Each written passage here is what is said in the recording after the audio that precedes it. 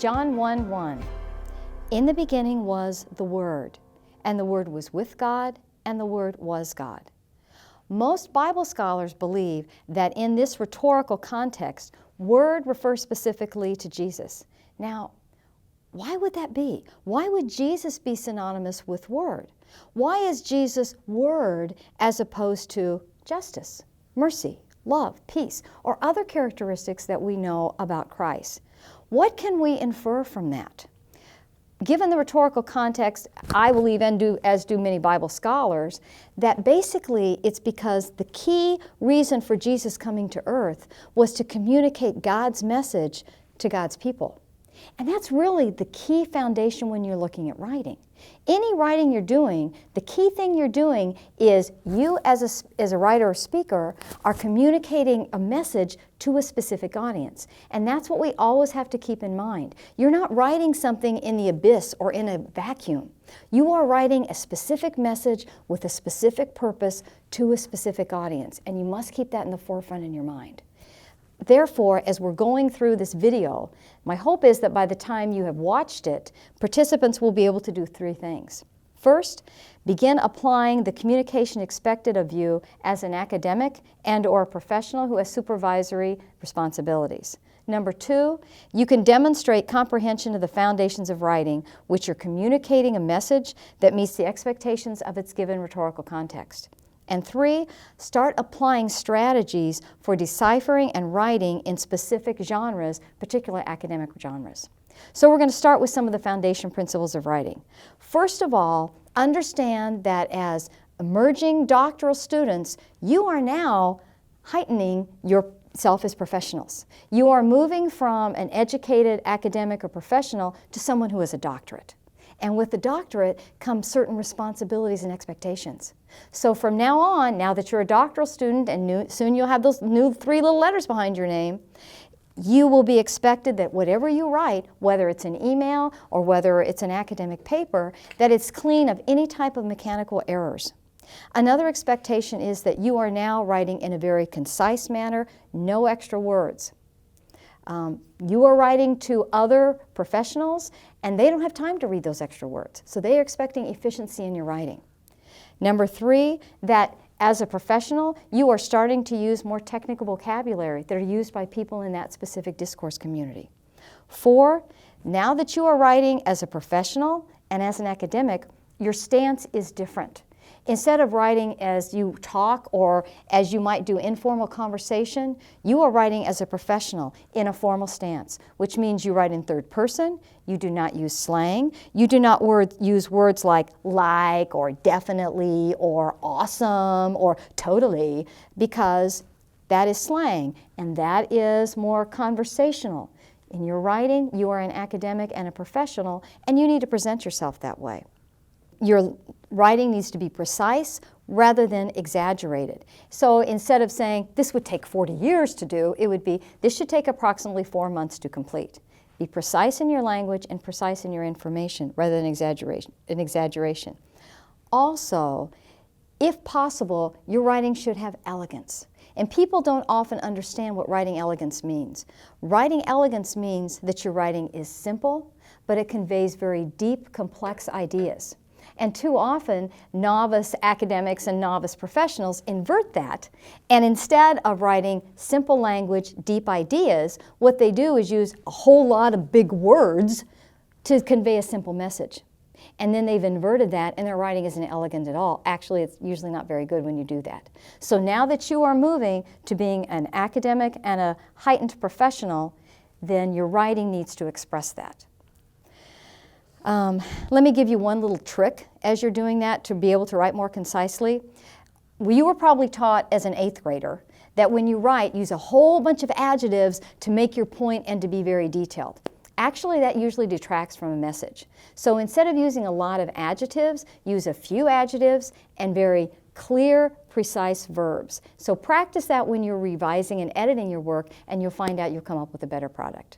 All right, now we're shifting to understanding rhetorical context. And what is rhetorical context? I'm explaining this from what would be a classical perspective, so I'm using as my foundation Aristotle's Rhetorica. Okay? And basically what Aristotle says, and you may say, well, that was 2,000 years ago, which it was 2,000 years ago, or a little over 2,000 years ago. But what we know about the research today is the principles I'm going to describe, we are also seeing in more recent research about effective writing and effective writers. And that is, when you go into any writing or speaking situation, think of yourself as entering a specific rhetorical context. That consists of 3 items, sort of like a triangle. Number 1, who is my audience? To whom am I writing and what role are they taking? Are they an evaluator? Are they a consumer? Are they my colleague? But your writer goes into a specific mode and you write to that role your audience has taken. Number 2, what is the purpose? What am I trying to accomplish by writing this specific text? What do I want to happen when I have completed the text? What is the message I'm communicating? And 3, what is my role with the audience? Am I a colleague? Am I a supervisor? Is this someone I report to? What is your relationship? And that makes a difference how you phrase things and how you put things together. For example, yesterday I was working on a grant that I'm collaboratively writing with other people. And as we wrote the grant, we consistently went back to, well, maybe we shouldn't use this phrase because the audience won't understand it, or the audience doesn't get this, so this should be explained this way, or does the audience really want that level of detail? And we were always going back to, what does the audience want? What will appeal to the audience? Who is that audience? Consistently as we wrote, and hopefully it will be a successful grant. Now, next thing to understand is, we've already said part of our rhetorical context is audience, speaker, purpose. But another thing we have to remember is you're always writing in a specific type of discourse. There are 3 main discourses, and that is 1, informative writing, to inform your reader of information. Number 2, persuasive writing, to either change your reader's viewpoint or to do a call to action. And number 3 is expressive writing or narrative writing, where you're telling a story. And whether that story is to express a feeling or to get across an idea, it's still expressive writing. So those are the 3 types of discourse that you will write. Now, why is that important to understand the specific discourse that you're writing in? Because if you mix discourses, you will not be able to communicate your message effectively.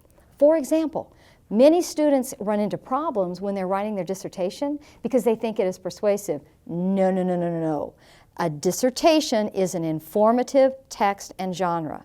You are informing your reader of, this is what we know about the topic, this is what my research covered, this is what I found, this is my analysis or conclusions. Not, audience, this is what you do. You do not do that, and it will not be published or even accepted by your dissertation committee if you try to persuade them. It needs to be strictly an informative genre. Next thing, I want to talk just a few minutes of some genres, and I'll get into genres later, that you may be familiar with so you can understand the kind of discourse that each of these encompasses. So first of all, a newspaper. What discourse would that be? Informative.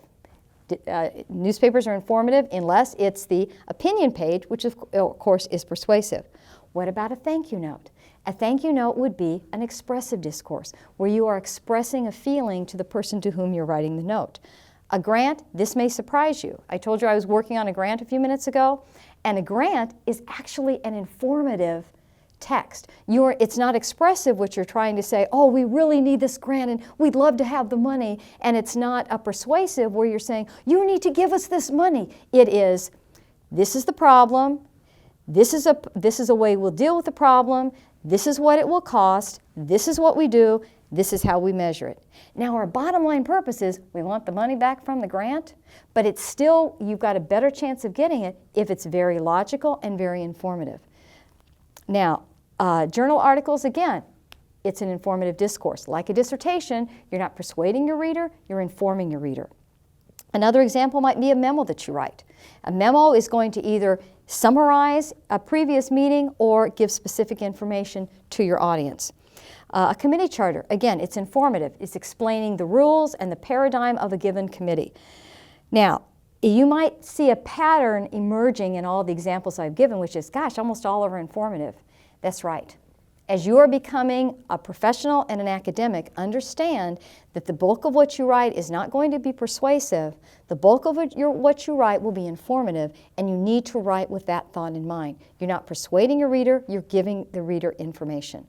Now, Occasionally, these texts will merge at certain points. For example, I already gave you the example that in a grant, it's not uncommon that, yes, it is informative, but the bottom line is I want you to give me the money. So it does have a little bit of that persuasive purpose to it. By the same token, 15 years ago, when you read a newspaper article, they always started most important detail to least important detail, and the intro paragraph was who, what, when, where, why, how.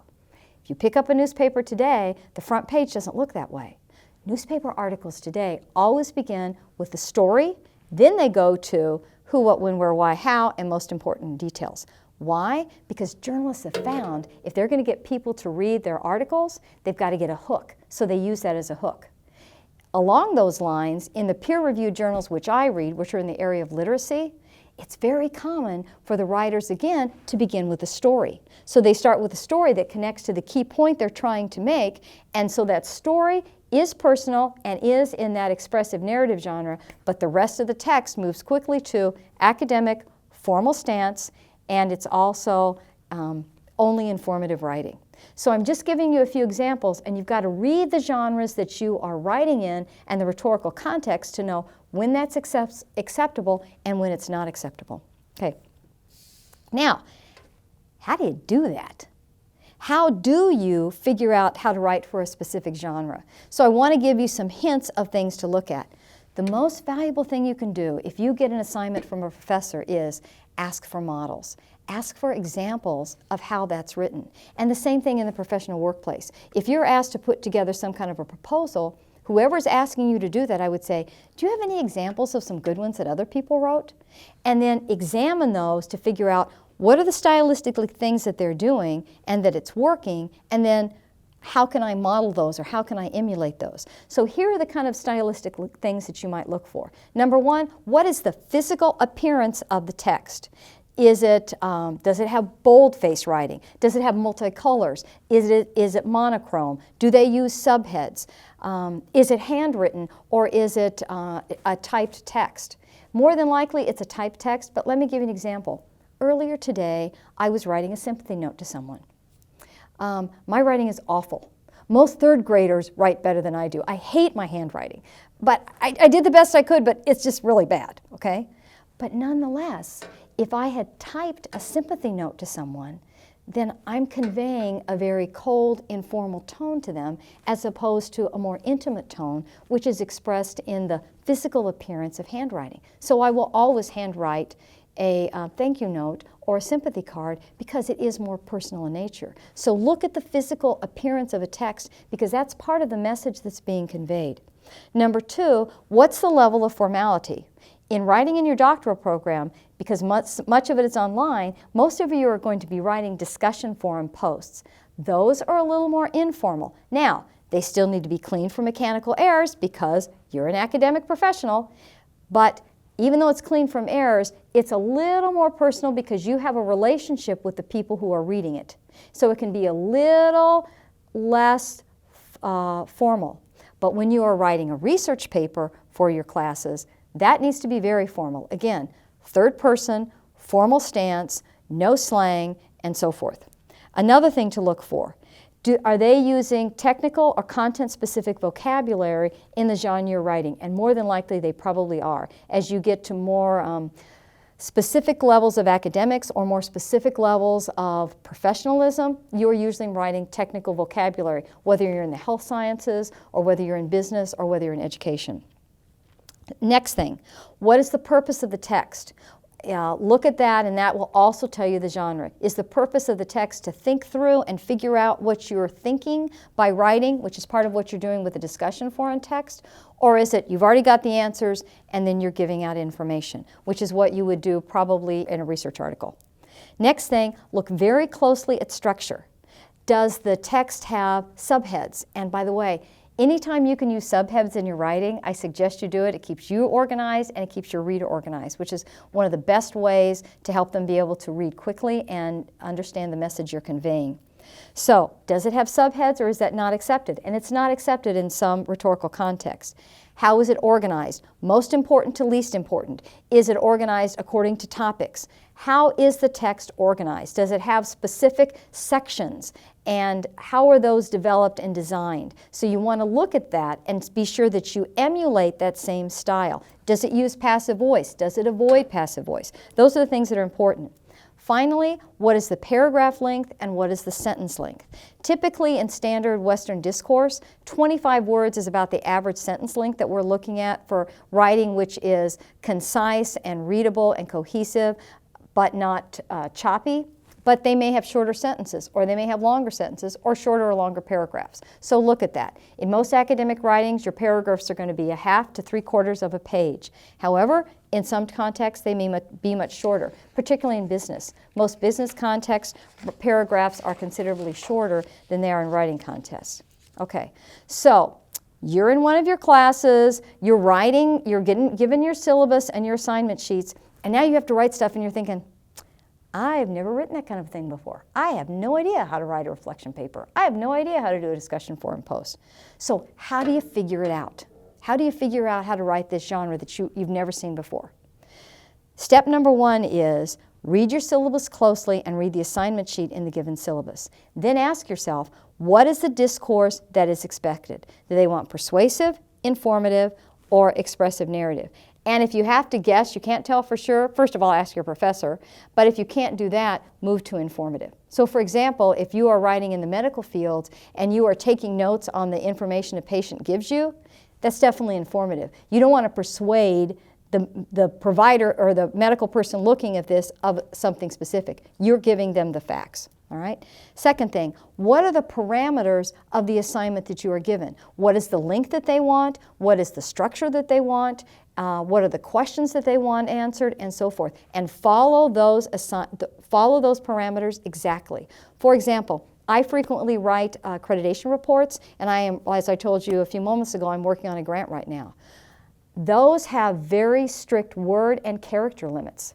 And so if you go beyond the characters, it stops and it kicks out your work. So you have to pay very close attention that you follow exactly what is being asked of you and that you answer those. So if there's a word limit or a page limit, follow it. Don't assume that you can do less or you can do more. You need to follow what the guidelines are exactly. Along those lines, one of the complaints I hear most frequently from professors of a frustration, and this is particularly in discussion forum posts, is they say, I ask a question and then the student gives me an answer that has nothing to do with the question. This is what I want to know, and they gave me good information, but it doesn't answer the question. And so they fail them because they don't answer the question. So you need to go back and say, here is the question, did I answer that question? And you may say, well, that's just the professors. No, it's not just the professors. Back to the grant I was writing, I'm collaboratively writing this grant. We drafted it the other day and we were going, actually it's a little closer to a final draft, but as we went through each section, we read the section, we made changes, and then we went back to the prompts for every given section and said, this word, did we answer that? Boom, yes, it's here. Is this answered? Yes, it's here. Is this answered? Yes, it's here. Ooh, we've got this section right here, and they didn't ask for that in the prompt. We took it out. So you have to make sure that with exactly what is asked of you, you are telling, and no more than that. You can't say, well, when you're answering something in a prompt, you know what, I'm not sure it's going to answer that, so I'm just going to tell them everything I know and hopefully I'll hit it somewhere. Not at the doctoral level. I remember the first time I did that in a doctoral course and I got a 0, not because I didn't answer the question, but because I told them everything I knew that even related to the question instead of concisely getting to the point, answering the question, and moving on. So remember that when you're writing. Next thing, let's look at, we've talked about looking at the assignment sheet to figure out what to write. Another trick is looking at the rubric. What is the rubric? What are the expectations in the rubric? And if you can follow that closely, you will be successful in your assignment. Unfortunately, when you're a professional, you don't get a rubric, but if you look at good models, you can get an idea of what good writing is. Now, the other thing you want to think of is how am I going to organize my text? Because organization is one of the best ways to communicate a clear message to your reader. So when you're looking at organization, again, I'm hitting it again, if you can use subheads because they help you organize your text. Then the next thing you want to look at is, what about my paragraph structure? So when you're structuring your paragraph, remember, One key idea per paragraph, and that's all. The second thing is, have I used specific strategies to guide my reader to the message that I want to communicate? And how did I do that? Again, subheads is a great way to do that. Another trick to communicate a message to your reader is to use topic sentences. The third thing that you can do to communicate a message is, you don't want to do it too much because it's annoying, but you use transitions between paragraphs to signal to your reader, I'm going from point A to point B. It's kind of like when you're turning a corner when you're driving somewhere. Oh, here's a sign that I need to turn, so I make the turn. That's what a transition does. It's a sign to your reader saying, okay, now we're going in another direction, or now I'm adding to something. So you want them between paragraphs and occasionally between sentences within a paragraph. If you do it too frequently, it's annoying. It's kind of like when you're using Google Maps and the person says, now you're going another 3 miles before you turn, and then now you're going 2 miles before. It's annoying. Just tell me when to turn. So be careful that you don't do it too often, all right? Another thing is, when you're writing, you want to have depth of ideas rather than a lot of verbiage, because again, your reader has X amount of time, and if you do not do it quickly, you're going to lose them. Finally, each paragraph that you write has got to support the thesis of your entire text or the key point of that subtext. So back to a grant, which does not have a thesis. As I told you before, every section we checked, does it go back and does it meet the point that it's supposed to for that particular section? And then big picture, does it help support the point we want to make on the big grant overall? And we check that with every single part, and you are going to need to do the same in all the academic and professional writings that you do. When you're finished, ask yourself, number one, did my text fulfill the assignment, whether it's a professional text or an academic text? Number two, what's my reader's takeaway from the text, and is that the takeaway that I want?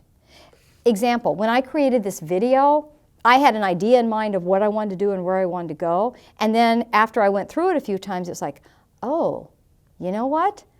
Some of the stuff I have doesn't really meet my objectives, and some of the things I'm doing I need to keep because I talked to some other people about what they wanted in here, and I don't have that as an objective. So I redid it and made sure that the objectives and the content match each other, and you will need to do the same in your professional as well as in your academic writing. All right. Now, last thing that I want to talk to you a little bit about are maybe some genres and some types of writing which you will experience in a Bethel doctoral program, and try to think, what is the discourse for each of these genres? Remember, each of these that you write, even if it's a little more informal genre, you still need to use that academic stance and academic language in your writing. I have not talked about academic language in this video, but it does exist in another video. Now, first of all, you may be writing a reflection paper. As you might guess, a reflection paper is going to be an expressive discourse. But with a reflection paper, you also need to reflect on something that's deep, not just I think. Get a specific point which you are thinking about and reflect on it at a level of depth, as opposed to just summarizing everything. Nope, a reflection paper goes small and deep rather than broad and shallow. Number two, when you write discussion forum posts, they're a bit of a mix between reflecting writing, because a discussion forum post should exemplify your thoughts as you're working your ideas through and figuring out your ideas. But they also need to be informative, because you're informing your colleagues or your peers as well as your teacher about what you know on the given topic. So discussion forum posts should, when at all possible, include internal citation and then references to comments that other people are making. That's stronger. And actually, as a professional, that's something you should practice doing in meeting situations. Instead of just saying, I think this, or what about this idea, always be referencing the other people in the room, because what you're showing them is, A, you're honoring them and treating them respectfully, because you're saying, I listened to you and I thought what you had to say was worthwhile, even if I disagree with you. So you want to do that in your discussion forum post. Again, informative, but it's also you're thinking through something. So that's one of those that has a little bit of mixture of discourses. When you do an annotated bibliography, which you will have to do in some of your programs, the key with the annotated bibliography is, again, informative discourse, but everything needs to be organized the same way. And you may say, well, that's really boring. You're right. But your audience doesn't care that it's boring. What your audience wants is concise information that he or she can quickly grasp as a reference tool. So the more that it's organized and structured the very same way, the easier it is for your audience to access information. So if you begin your annotated bibliography, the first sentence is something like author, year it's published, and then the key purpose. Every annotation you have after that needs to be the same way. And those are publishable, by the way. I've published a few annotated bibliographies in the past. So that is a discourse you also will be doing in your doctoral program, and it will be helpful for you to understand. Another one you may be doing is a dissertation. Not going to talk about that one in this video because it's very, very long and it's more detailed. But I will tell you this, like any research that you do, and hopefully you can get some research publications and conference presentations out of your dissertation. Like any research you do, when you present that information in an oral venue or in a written rhetorical context, it is informative, not persuasive. I had that conversation earlier today with some doctoral program directors, and they said that's what drives them nuts in dissertations, is the students often will try to say, well, we know this, we know this, we know this, but you should know. We know this, we know this, we know this. Cut out the you shoulds. Your audience is intelligent. They can figure it out from the quality of writing that you are going to be able to do. Now, the next thing I want to do is I'm really taking kind of a spin off, but I'm doing that because this is one of those sinkholes which often doctoral students fall into. And that is organizing things when you are comparing and contrasting two different items. So I'm going to move from talking about discourse, genre, and move to talking a little bit about organization. So when you organize a text that is compare and contrast, there are two key ways that you can organize those. One is organize it according to the two items which you're comparing and contrasting, and the second way you organize it is according to the various elements which you are comparing and contrasting. All right? So if you are doing the first way, which you, and I'm going to, just to have an example to work from, I'm going to say, okay, this is a principal who is trying to figure out which type of academic calendar is better, a year-round calendar or a traditional agrarian 9-month calendar. So those are the two items we're going to compare and contrast. So if you do that according to the things that you're comparing and contrasting, you may start with the academic calendar that is year-round, and then what are the things you're looking at? What are the elements? Could be student learning, cost, structural stress, community preference. Then by the same token, then you would look at the same thing with 9-month calendar. 9-month, and in the very same order, because you want your organization to be the same for your audience, 9-month calendar, student learning, cost, structural stress, community preference. The second way to organize would be according to whatever those elements are. So let's say your first element is student learning. You would say year-round academic calendar, 9-month calendar. And if your item after that is cost, then it would be cost, year-round calendar, 9-month. Whichever method you use, make sure that you always organize in the same way because it's easier for your reader and for your reader to reference back. Of those two systems, the one that typically works the best is to go by the elements. So it would be student learning, year-round calendar, 9-month calendar. Cost, year-round calendar, 9-month calendar. Community expectations, year-round calendar, 9-month calendar, or whatever they are. That typically works the best. 95% of the time, that's your go-to. The one time that it doesn't work as well is if you have a situation where you're comparing and contrasting two items, but the elements within each are not the same. They're very different. Then it's almost impossible to do it. So then you have to list everything on the first one that you are comparing, and then everything on the second one in which you are comparing and contrasting. All right. Now let's go back to what we hope that you got from this video. So the whole reason for this video is to help you communicate a message and to learn some ways that you can better communicate a message to your given audience as the reason for God sent Christ to earth, to communicate a specific message with a specific purpose to a specific audience. So my hope is that after this video, you will be able to do three things. One, apply academic and professional communication because you're a doctoral student. You have risen to that and you can now do that. Secondly, that you are understanding the foundational elements of writing, which are writing within a rhetorical context and writing specific discourses and not confusing those discourses when it's inappropriate. Third, my hope is that you can apply strategies for deciphering and writing in specific genres, particularly those that are academic. Thanks.